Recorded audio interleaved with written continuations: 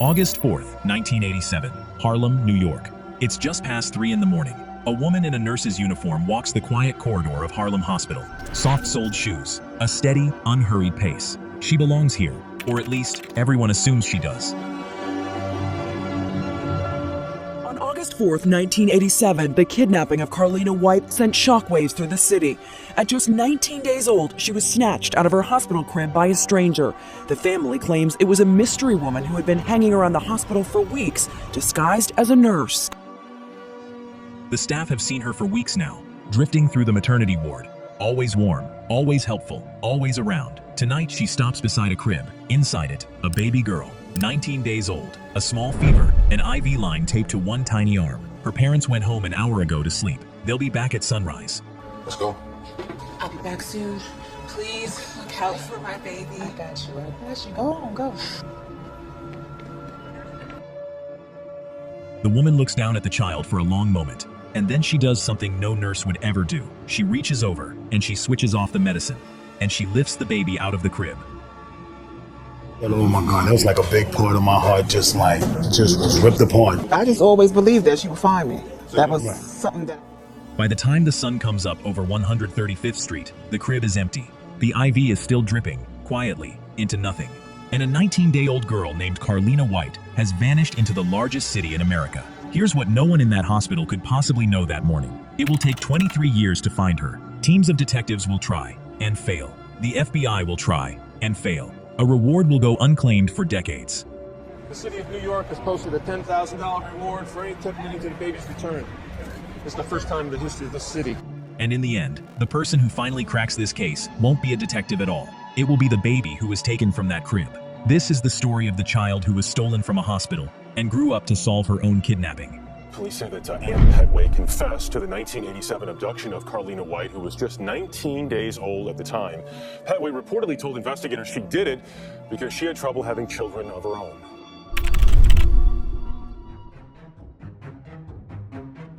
To understand what was taken, you have to go back 19 days, to July 15th, 1987. That's the day Joy White and Carl Tyson become parents. A daughter, 7 pounds of brand new life, born in Harlem. Carlina Renee White was born on July 15, 1987 in New York City, United States. She is the daughter of Joy White and Carl Tyson.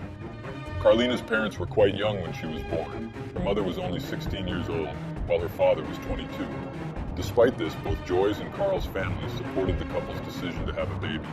Joy gave birth to her daughter at Harlem Hospital. Everything went well. Carlina was a healthy baby. They name her Carlina Renee White. She has a small birthmark on one arm. Faint, easy to miss. The kind of tiny detail a mother memorizes without even meaning to. Hold on to that birthmark. It matters more than anyone could guess. For 19 days, life is beautifully ordinary. 2 a.m. feedings, the impossible softness of a newborn's head. A young couple learning the shape of their own little family, one sleepless night at a time. Carl works long hours. Joy learns her daughter's cries by heart. The hungry one, the tired one, the one that just wants to be held. 19 days is not a long time, but it is long enough to become a family. Long enough to fall completely, hopelessly in love. And then, on August 4th, the baby spikes a fever. 104 degrees. Terrifying in someone that small and that new. So Joy and Carl do exactly what you would do. What any parent would do. They bundle her up, and they rush her to the emergency room at Harlem Hospital. The doctors admit her. They start an IV to bring the fever down. It's routine. She is going to be fine. Late that night, a nurse tells the exhausted young parents to go home and get some rest. The baby is stable. Come back in the morning. And all evening, one particular woman in scrubs has been extraordinarily kind. So reassuring. So attentive, so very present. Joy hesitates at the door. Every single instinct in her body is screaming at her to stay, but the fever is down. The baby is safe, and she is so tired, so she goes home. It is the last time Joy White will see her daughter for 23 years.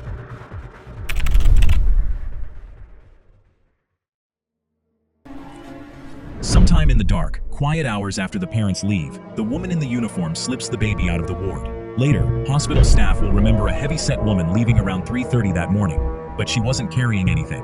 Investigators land on an explanation that is chilling in its simplicity. The baby was small enough to hide inside a coat, and the hospital's surveillance cameras not working that night. At sunrise, Joy and Carl come back with fresh clothes and full hearts, and they walk straight into a nightmare with no bottom. The crib is empty. No one saw anything. No one knows anything. Their daughter is simply gone. The NIPT floods the case. Detectives run down every lead. They chase a woman witnesses remember from the ward. They question someone as far away as Baltimore. Nothing holds. A reward is posted. Contemporaneous reports put it at around $110,000. This is such an incredible story. The family tells us they never gave up hope that she would come home one day. Nobody comes forward. And this is the unique cruelty of a case like this one. There's no ransom call, no note left behind, no demand, no deadline, no voice on the phone. There's just a sudden, silent hole where a person used to be, and a young mother standing in an empty room, holding a fever blanket and a single photograph. Joy and Carl do everything a family can do. They go on television, over and over, begging anyone who knows anything to come forward. They march. They hand out flyers on street corners until their hands are raw, and investigators turn hard on the hospital itself. How a stranger in a borrowed uniform could walk in, linger for weeks, switch off a monitor, and carry a newborn straight out a door, without a single working camera to catch one frame of it. It is a failure so complete it will shadow that hospital for years. Weeks turn into months. Months turn into years. The leads dry up. The tips stop coming. The file, inevitably, goes cold.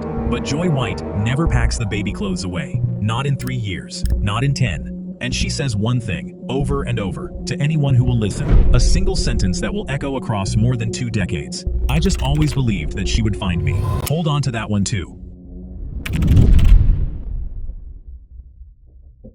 Here is what Joy White does not know all those years. Her daughter is not far away at all.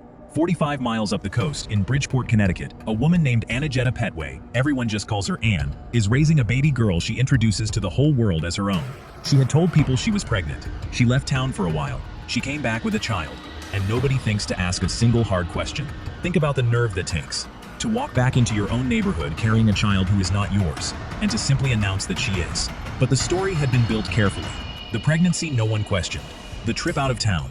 And a community with no reason on earth to imagine the truth. To everyone in Bridgeport, this baby is exactly who Anne says she is. The little girl is given a brand new name, Nejdra Nance, Nettie for short. And Nettie grows up in Bridgeport, believing exactly what she's been told. Thomas Hooker School, Warren Harding High, a younger brother, eventually. To her, this is simply her life. This woman is simply her mother. There is no reason on earth to think otherwise. She has a normal childhood, not a perfect one. Years later, she'll be careful to correct the wilder rumors. She wasn't chained in a basement. She wasn't mistreated. It was, by her own account, an ordinary upbringing, with an ordinary, if distant, mother. Reports of abuse by Miss Pettway, you said that did not happen. You as a child, you had a good upbringing, and so we want to make sure that we reiterate that to people. But ordinary is not the same as right. And quietly, as she gets older, Nettie starts to notice that something in her life does not add up. You know the feeling. When a detail is wrong and you can't quite say why, but it sits in the back of your mind and it will not leave. Nettie lives inside that feeling for years. Her skin is lighter than her mother's. Relatives call her Little Anne, but she doesn't see herself in Anne's face at all. Not the eyes, not the shape of it, nothing. And then there's the paperwork, or rather, the complete and total absence of it. There is no birth certificate that Nettie has ever seen. Later, a New York police lieutenant will lay it out plainly. There was no paper trail to follow this child. No birth certificate, no social security card. A person who, on paper, barely seems to exist at all. Very suspicious of who she was and what family raised her. She wasn't sure exactly why she belonged to that family. There was things like there wasn't physical similarities and stuff like that. Then there was no paperwork to follow her, such as a birth certificate or a social security card. When Nettie asks about it, Anne always has an answer ready, and it's a hard one. She tells the girl she was given away as a baby, handed over by a woman who was struggling with drugs, a mother who simply didn't want her. Anne took her in. Anne raised her. End of discussion. It's a story built to close a door, and for a long time, it works. Because what child wants to keep pulling on that particular thread? And there are other small wrong notes, scattered through the years. Birthdays that feel improvised. A mother who goes strangely guarded whenever the past comes up. The quiet sense, hard to name, impossible to shake, of being just slightly out of place in your own family photographs. None of it is proof. All of it adds up. But then Nettie grows up, and in 2005, she gets pregnant with a daughter of her own. And that is when the door blows wide open. To get health coverage for her pregnancy, Nettie needs one simple, ordinary document, her birth certificate. She asks Anne for it. Anne stalls. Days pass, then weeks. Nothing. So Nettie decides to go and get it herself. She goes to the Connecticut Bureau of Vital Statistics, and she gives them her name and her date of birth. And the clerk searches and finds nothing. Worse than nothing. The records don't line up at all. The clerk actually accuses her of trying to obtain a false identity. Sit for a second with how that must feel. You walk in to get a routine form for your unborn baby, and you walk out having been told by a stranger behind a desk that you might not be who you have believed yourself to be for your entire life. And now Nettie is holding a newborn daughter of her own, and she starts doing the math with her own eyes. Listen to the radio and watch TV like that. So that was one of them that really like, what? Are you serious? Like I wake up every morning trying to look at my daughter like, who do we look like? When I used to say I was Dominican for 23 years. She wakes up every morning and she looks at her little girl, searching that tiny face, and she asks herself the question she can no longer avoid. Who do we look like? Where did I actually come from? She doesn't have the answer yet. She doesn't even have the words for it, but she can feel the shape of it now, pressing up from underneath her whole life. She starts small. A search here, a late night there. She tells herself it's probably nothing, a clerical error, a lost file, some ordinary explanation that will make her feel foolish for ever having asked. But the feeling will not quiet down. And every time she looks at her own daughter's face, it only gets louder, and she starts to search. For years, on and off, Nettie looks. She reads about missing children in and around Bridgeport, Connecticut. Every time, she is searching in the one place the answer was never going to be. She's been searching where she grew up, but the answer was never in Connecticut. By 2010, she is 23 years old, living in Atlanta, and she finally does one thing differently. She widens the net. She stops searching where she was raised, and she starts searching when she was born. She opens the website of the National Center for Missing and Exploited Children, and she types in a single number, the year, 1987, and the screen fills with faces, row after row of them, babies who vanished, children who never came home, little ghosts, waiting to be found. And honestly, she almost closes the page. Because what are the odds, really? A woman in Atlanta, scrolling a database of the lost, expecting nothing at all. This is the kind of impossible long shot that never, ever pays off. She scrolls, and then, suddenly, she stops. Because one of those babies looks exactly like her own daughter. The same eyes, the same shape of the face. And there, on the baby's tiny arm, a birthmark. The birthmark. She will describe that moment in the simplest possible words. It was like looking in a mirror, and next to that infant photo sits something else. An age progression composite, a forensic artist's rendering of what that particular missing baby might look like, all grown up. Built from the baby's own photo and from a picture of her mother. Along with a composite of how that baby might look today. It was like looking in a mirror. Steve Lofton is the artist behind that composite. I more or less used her mother's picture and the picture of her as an infant. Nettie finds herself staring at a computer-generated portrait of a total stranger who is, unmistakably, her. So she picks up the phone and she calls the center's hotline and she says 7 words that split the story wide open. I don't know who I am.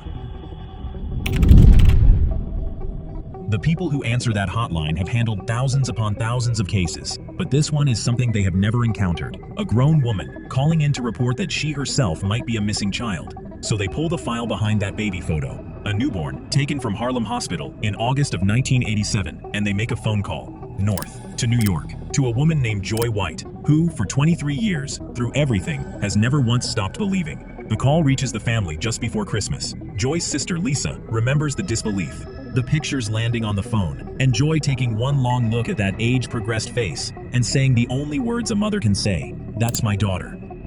My sister Joy called me, and that thing made me so happy. And she was like, "Lisa, guess what? They said they may have found Carlina." I was like, "Are you kidding me?" She said, "Yes." She said, "I'm gonna send you these pictures of Carlina." And I said, "Send them to me." And when she sent them to me, she said, "Lisa," she said, "that is mini-me." She said, "That is me." She said, I know that's my daughter." But belief, however deep, is not proof. So they do the one thing that cannot lie, a DNA test. And in January of 2011, the results came back. Nejdra Nance, the young mother in Atlanta, raised her whole life under a stranger's name, is Carlina White, the baby from the crib, the child from the empty ward, the face on the flyer, found alive, 23 years later. And the reunion is everything you would want it to be, and somehow more. A mother and a daughter in the same room for the first time since a fever and a hospital and a woman in a borrowed uniform. They laugh, they cry, they talk for hours and hours. And the family will say the strangest, most beautiful thing about it. It was as if no time had passed at all. Picture Joy White in that moment.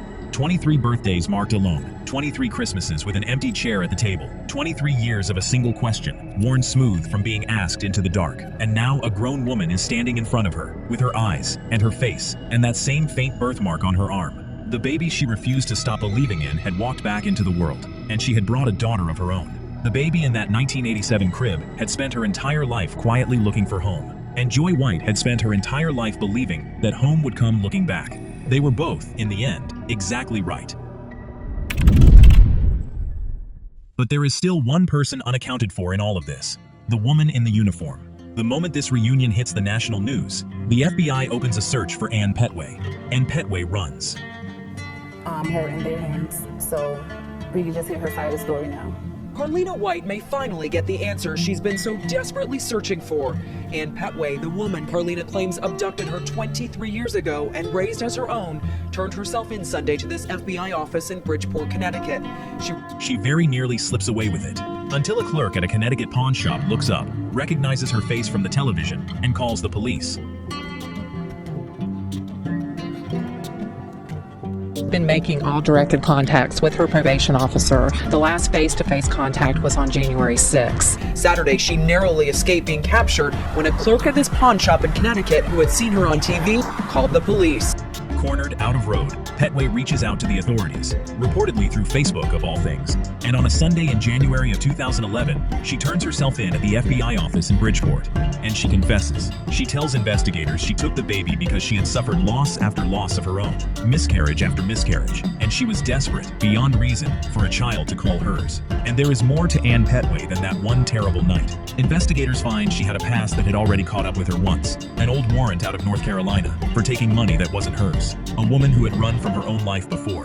Only this time, with her face on every television in the country and the FBI at her heels, there was nowhere left to run. In February of 2012, she pleads guilty to federal kidnapping, and that July, a judge sentences her to 12 years. He calls her selfish. He says she inflicted a parent's worst nightmare on a young couple who had done nothing to deserve it. And Pettway stands up in that courtroom and she apologizes. She says she knows it may be rejected, but that she is deeply, truly sorry for what she has done. And here is the part that makes this a human story, and not a simple one. There are no monsters with horns here. There is a woman broken by her own grief, who did an unforgivable thing to try to fill it. And there are two families left standing in the wreckage of it. Carlina's father will say that 12 years is not nearly enough. He wanted 23.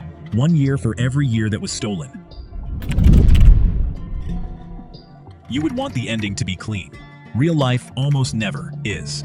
The reunion, for all its joy, came with hard and painful edges. There was a bitter falling out over money, an old hospital settlement, a trust fund that could only be claimed if Carlina had been found before she turned 21. For a time, she became estranged from the very parents she had fought so hard to find, and people whispered the ugliest version, that maybe she had only come forward for the money. She answered that, plainly, in her own words. I heard one story that it said that I only found my parents because of the money. Money, if anybody that know me, that knew what I've been through, know that I wanted to know where I came from.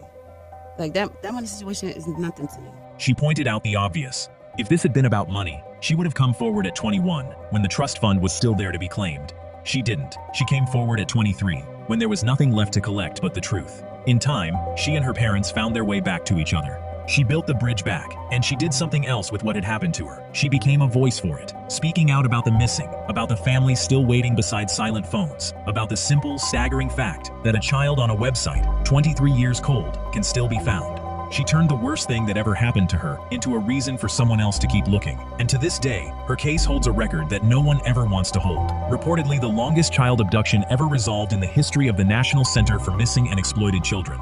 And the only one where the missing child solved it entirely herself. It is a 1 in a million kind of thing that happens. This is the longest stranger abduction case that we are aware of that's ever been resolved. So think back one last time to that empty crib, 3 in the morning, an IV dripping quietly into nothing, a young mother who drove home that night believing her baby was safe. For 23 years, that crib stayed empty in Joy White's heart. And the whole time, just 45 miles away, her daughter was lying awake too, looking at her own little girl, searching a stranger's face in the mirror, whispering the very same question her mother was praying, every single night, to answer. Two people, one question, 23 years apart. I just always believed that she would find me. She did. She found her mother, and in the very same moment, she found herself. Carlina White found her way home because she refused, her entire life, to stop asking who she really was. But not every child who is found turns out to be who everyone believes. Because a few years earlier, another grieving family got the phone call they had prayed for, their missing son, alive, coming home at last after 3 long years. They welcomed him with open arms and open hearts. They didn't notice that his eyes were the wrong color. They didn't notice the accent. They had no idea they were about to let a complete stranger walk straight through their front door. That story is on your screen right now. Tap it. You will not believe who they actually brought home.